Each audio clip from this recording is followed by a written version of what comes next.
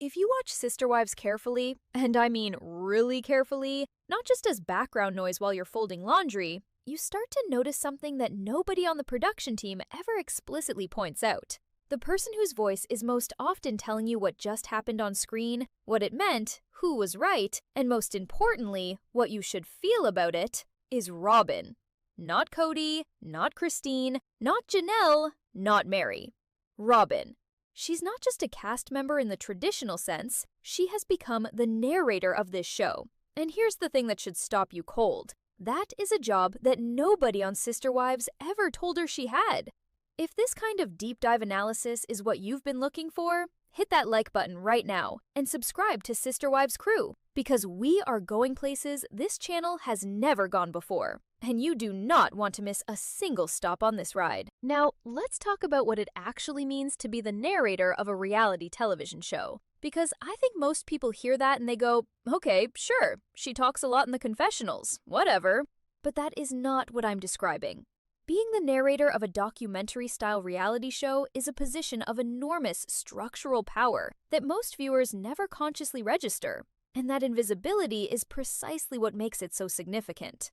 When you watch a traditional documentary, there is usually a voiceover narrator, and that narrator is understood to be an outside voice, a guide, someone with distance and perspective. The audience knows to receive that voice as editorial. They apply a small but important layer of critical skepticism. They understand that the narrator is making choices about what to emphasize and what to leave out. In a show like Sister Wives, that narrator role is supposed to be distributed. The entire premise of the confessional format, those talking head interviews where each cast member sits down and addresses the camera directly, is that every person gets to frame their own experience in their own words. The audience is supposed to receive multiple, sometimes contradictory perspectives and arrive at their own conclusions. That is the implicit contract of the format. That is what the show has always sold itself as. 4 women, 1 man, 1 family, multiple truths.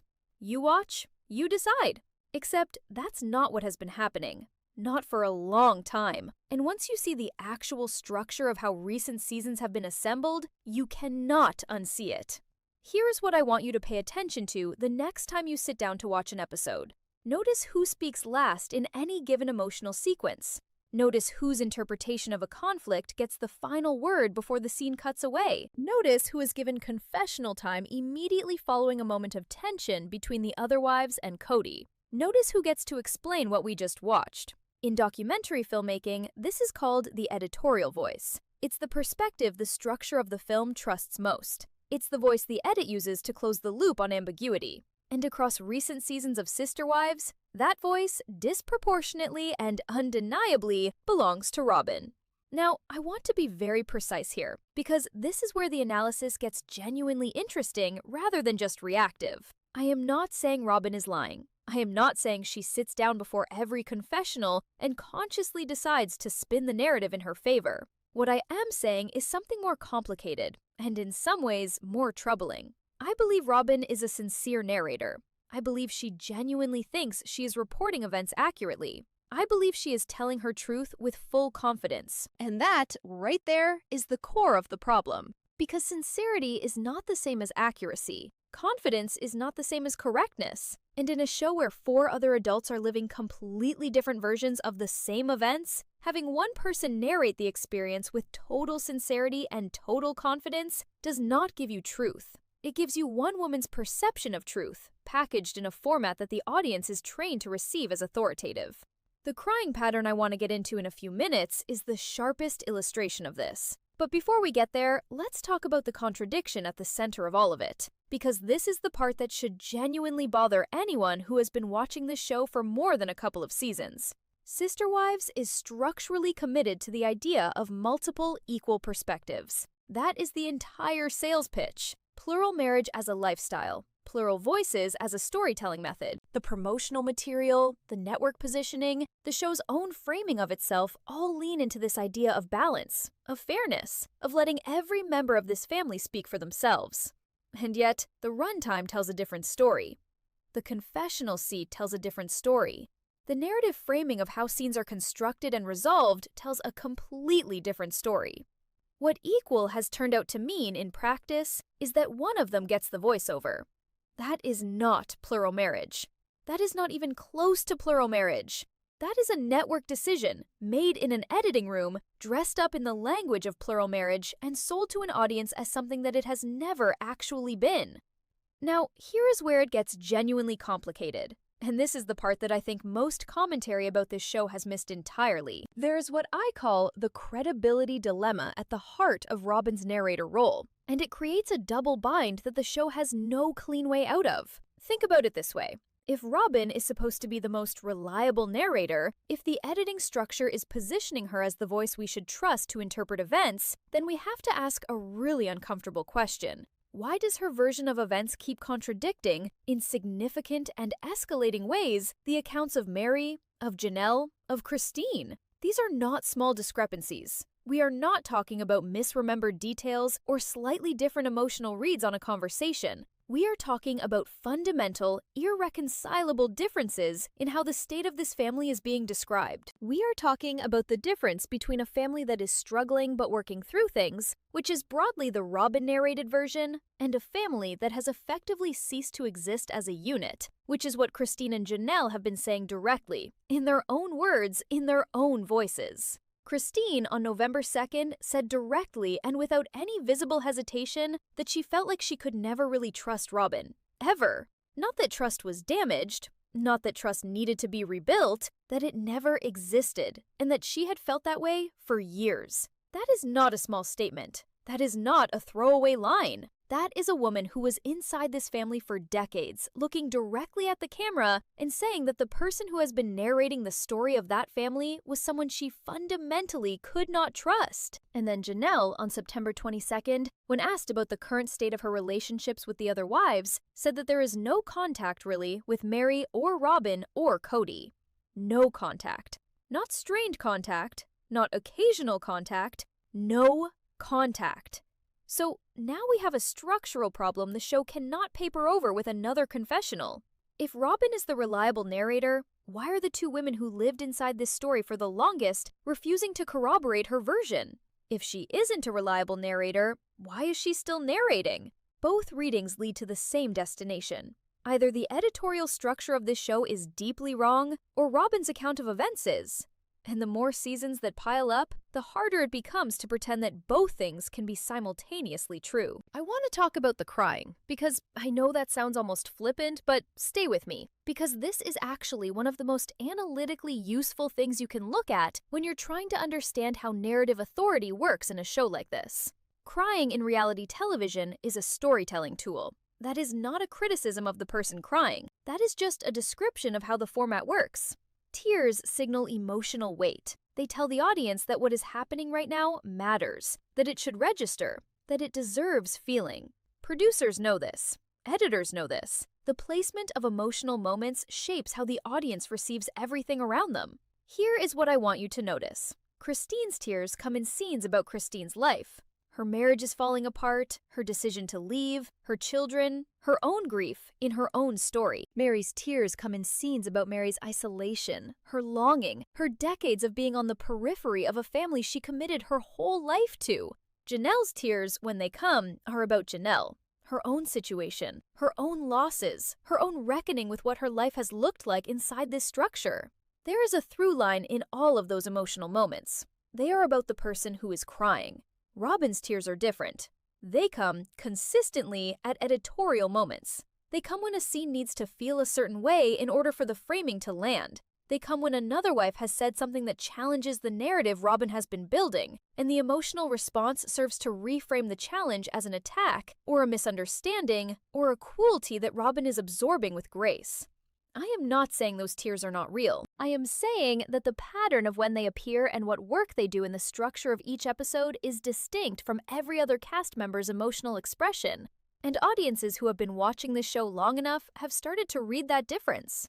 Instinctively, even if they can't articulate exactly why, they have started to feel the distinction between a person crying about their life and a person crying in service of a narrative.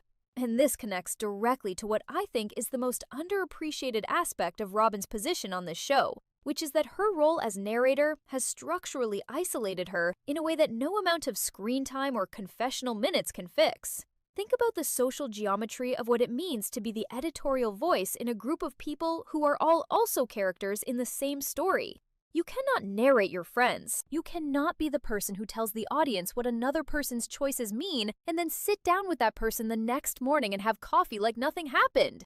Every line Robyn delivers in Confessional about Christine's departure, about Janelle's choices, about Meri's situation, is a line that exists permanently between them. It is a line she cannot take back in a private conversation because the conversation was never private. It was filmed, edited, and broadcast to millions of people. The job she has been given on this show, whether by design or by the accumulated weight of editorial decisions over many seasons, is fundamentally incompatible with the relationship she would need to maintain the version of this family she keeps describing. You cannot simultaneously be the voice that frames other people's decisions for an audience and be the person those people trust and confide in and choose to remain close to. Those two roles are in direct conflict, and the evidence that this conflict has become irresolvable is sitting right there in what Janelle said. No contact with Meri or Robyn or Kody. Robyn is listed in the same category as Kody in terms of relational distance.